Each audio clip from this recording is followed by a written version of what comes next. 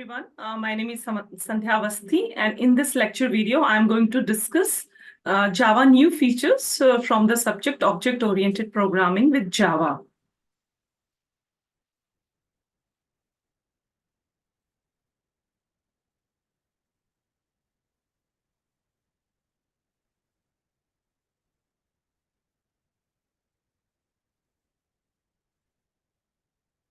So in this lecture video, I'm going to discuss Java functional interfaces, how to define functional interface, example Java code, Lambda expression, and how to use Lambda expression in Java. So let's talk about what is functional interface in Java. In Java, we can define an interface that can contain exactly one method, and no other method is included in any interface. So that abstract method is something which implementation is not given in the method. And any functional interface includes at least one abstract method. So mainly functional interface represent one action or a single action. It can have any number of default static methods, but it will contain only one abstract method. So that means if you are defining a functional interface, you can have one or two or more static methods or default methods, but abstract method will be only one. So it is also known as single abstract method interface. It helps in mainly developing functional programming and functional programming tasks.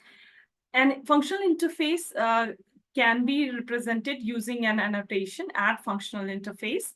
For example, in this program, what we can see, a functional interface by name of interface one is defined, and we are including one abstract method, printm.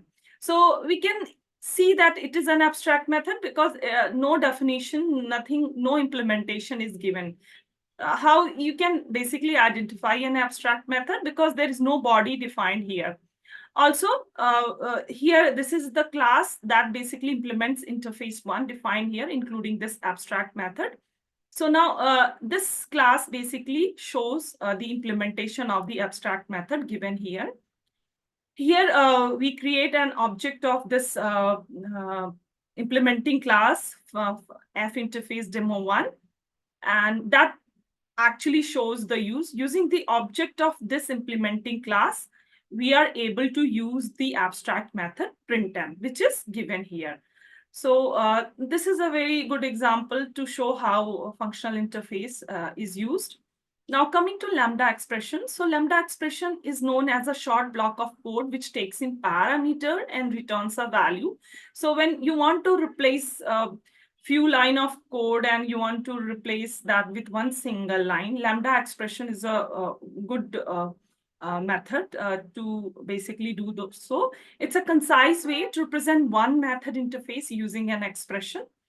And this type of expressions are mainly used in stream APIs. We'll be discussing stream APIs in next few lectures.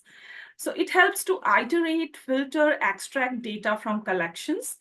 It is used to provide implementation of an interface which has functional interface. And because we represent in single line of code or in single expressions, so it saves a lot of code that needs to be written by programmer. So for example, a simple expression can be represented using an arrow operator. So on the left, we include parameter or parameters, and on the right, we provide the expression, right? So if you want to define a Lambda expression with two parameters, that could be written as this. So in pair of parentheses, you just separate two different parameters by a comma, and then on the right, you will show the expression. We'll see the example on it. So there are two categories, two types of Lambda expression. The way they are written, the one is a body with a single expression. So on the right, we have only one expression that defines the Lambda expression. And also, or on the right, we show a body of code or a block of code. How to use Lambda expressions? So Lambda expression can be used using the arrow operator.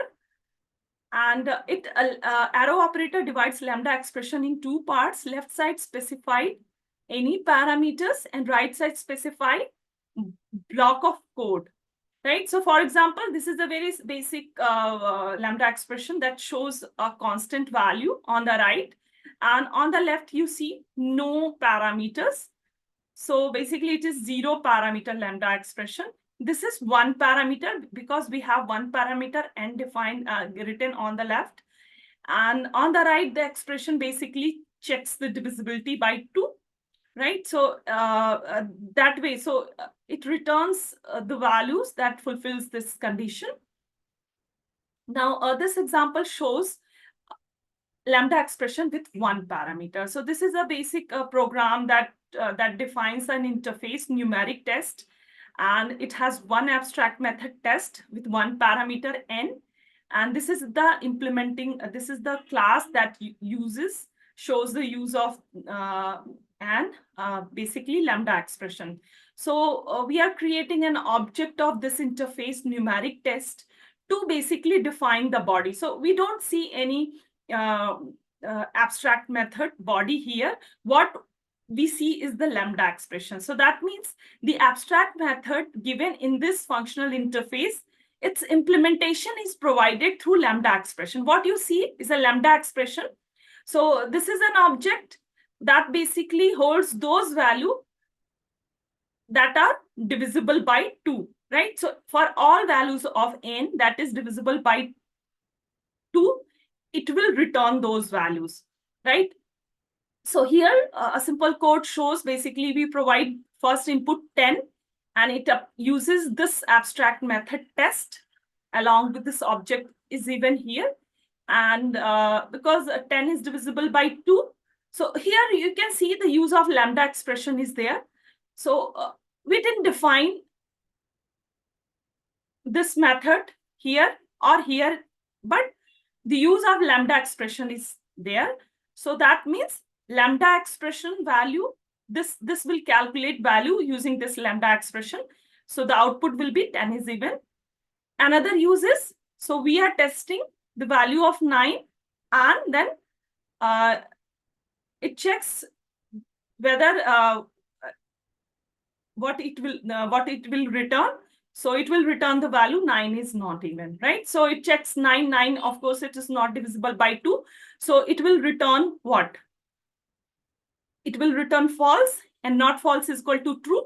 So this will be printed and this will both will be printed. So this shows that the implementation of functional interface abstract method can be provided with the help of lambda expression also. This is an example of lambda expression with 2 parameters. So as you can see, we have defined a functional interface. So this annotation, you can see this means that functional interface is being defined here, and it includes one abstract method here. So here, this class basically shows the use of this abstract method and lambda expression. So here we are creating an object of this interface, right? So an occurrence of this interface, and that its implementation could be given using this lambda expression with 2 parameters, n and d.